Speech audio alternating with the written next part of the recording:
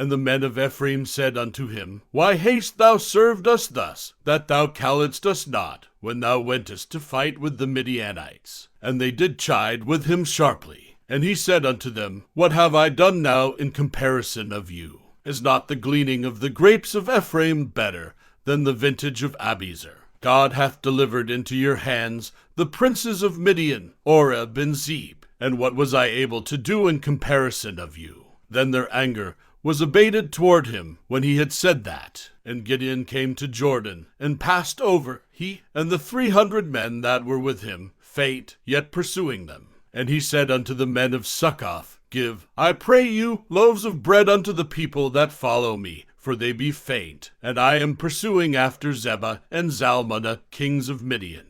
And the princes of Succoth said, Are the hands of Zebah and Zalmunna now in thine hand, that we should give bread unto thine army? And Gideon said, Therefore when the Lord hath delivered Zebah and Zalmunna into mine hand, that I will tear your flesh with the thorns of the wilderness and with briars. And he went up thence to Penuel, and spake unto them likewise. And the men of Penuel answered him as the men of Succoth had answered him. And he spake also unto the men of Penuel, saying, When I come again in peace, I will break down this tower. Now Zebah and Zalmunna were in Karkor, and their hosts with them, about 15,000 men, all that were left of all the hosts of the children of the east. For there fell 120,000 men that drew sword. And Gideon went up by the way of them that dwelt in tents on the east of Nobah and Jodbeha, and smote the host, for the host was secure. And when Zebah and Zalmunna fled, he pursued after them, and took the 2 kings of Midian, Zebah and Zalmunna, and discomfited all the host. And Gideon the son of Joash returned from battle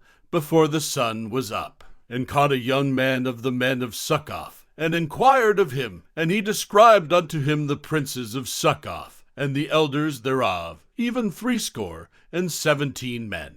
And he came unto the men of Succoth, and said, Behold Zebah and Zalmunna, with whom ye did upbraid me, saying, Are the hands of Zebah and Zalmunna now in thine hand, that we should give bread unto thy men that are weary? And he took the elders of the city, and thorns of the wilderness, and briars, and with them he taught the men of Succoth. And he beat down the tower of Penuel, and slew the men of the city. Then said he unto Zebah and Zalmunna, What manner of men were they whom ye slew at Tabor? And they answered, As thou art, so were they, each one resembled the children of a king. And he said, They were my brethren, even the sons of my mother, as the Lord live. If ye had saved them alive, I would not slay you. And he said unto Jether his firstborn, Up and slay them. But the youth drew not his sword, for he feared, because he was yet a youth. Then Zebah and Zalmunna said, Rise thou, and fall upon us, for as the man is, so is his strength. And Gideon arose, and slew Zebah and Zalmunna, and took away the ornaments that were on their camels' necks. Then the men of Israel said unto Gideon, Rule thou over us, both thou and thy son's son also, for thou hast delivered us from the hand of Midian. And Gideon said unto them, I will not rule over you, neither shall my son rule over you. The Lord shall rule over you. And Gideon said unto them, I would desire a request of you, that ye would give me every man the earrings of his prey. And they answered, We will willingly give them. And they spread a garment, and did cast therein every man the earrings of his prey. And the weight of the golden earrings that he requested was 1,700 shekels of gold, beside ornaments, and collars, and purple raiment that was on the kings of Midian, and beside the chains that were about their camels' necks. And Gideon made an ephod thereof, and put it in his city, even in Ophrah, and all Israel went thither a-whoring after it, which thing became a snare unto Gideon, and to his house. Thus was Midian subdued before the children of Israel, so that they lifted up their heads no more. And the country was in quietness 40 years, in the days of Gideon. And Jerubbaal the son of Joash went and dwelt in his own house. And Gideon had 70 sons of his body begotten, for he had many wives. And his concubine that was in Shechem, she also bare him a son, whose name he called Abimelech. And Gideon the son of Joash died in a good old age, and was buried in the sepulchre of Joash his father, in Ophrah of the Israelites. And it came to pass, as soon as Gideon was dead, that the children of Israel turned again, and went a-whoring after Baalim, and made Baalberith their god. And the children of Israel remembered not the Lord their God, who had delivered them out of the hands of all their enemies on every side. Neither showed they kindness to the house of Jerubbaal, namely Gideon, according to all the goodness which he had showed unto Israel. And Abimelech the son of Jerubbaal went to Shechem unto his mother's brethren, and communed with them, and with all the family of the house of his mother's father, saying, Speak, I pray you, in the ears of all the men of Shechem, whether is better for you, either that all the sons of Jerubbaal, which are 70 persons, reign over you, or that one reign over you. Remember also that I am your bone and your flesh. And his mother's brethren spake of him in the ears of all the men of Shechem all these words, and their hearts inclined to follow Abimelech, for they said, He is our brother. And they gave him 70 pieces of silver out of the house of Baalberith, wherewith Abimelech hired vain and light persons, which followed him.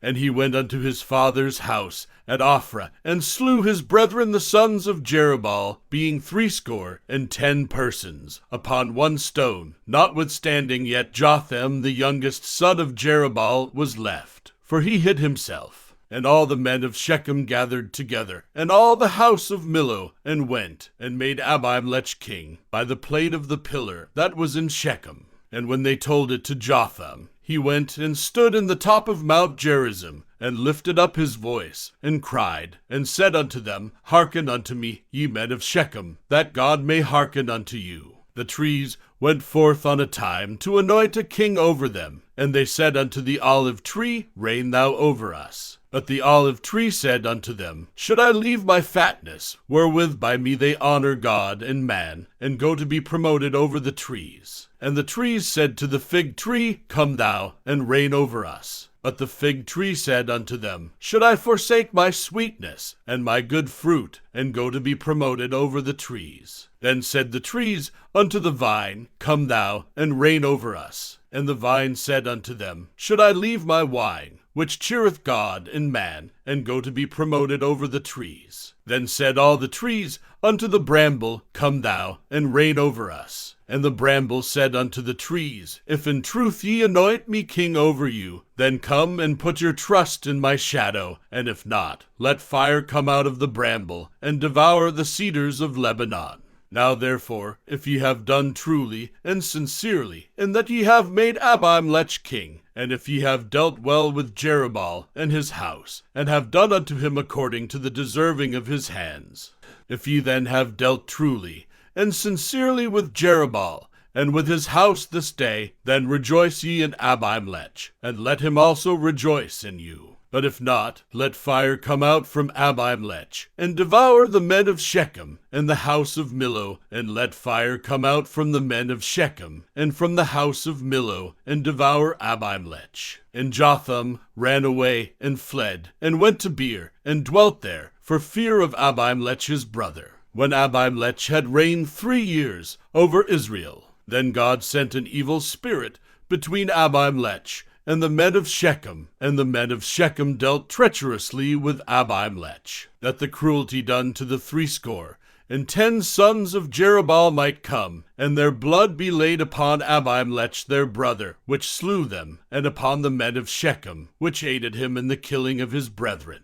And the men of Shechem set liers, in wait for him in the top of the mountains, and they robbed all that came along that way by them. And it was told Abimelech. And Gaal the son of Ebed came with his brethren, and went over to Shechem, and the men of Shechem put their confidence in him. And they went out into the fields, and gathered their vineyards, and trode the grapes, and made merry, and went into the house of their God, and did eat and drink, and cursed Abimelech. And Gaal the son of Ebed said, Who is Abimelech, and who is Shechem, that we should serve him? Is not he the son of Jerubbaal? And Zebul his officer served the men of Hamor, the father of Shechem, for why should we serve him? and would to God this people were under my hand. Then would I remove Abimelech. And he said to Abimelech, Increase thine army, and come out. And when Zebul, the ruler of the city, heard the words of Gaal the son of Ebed, his anger was kindled.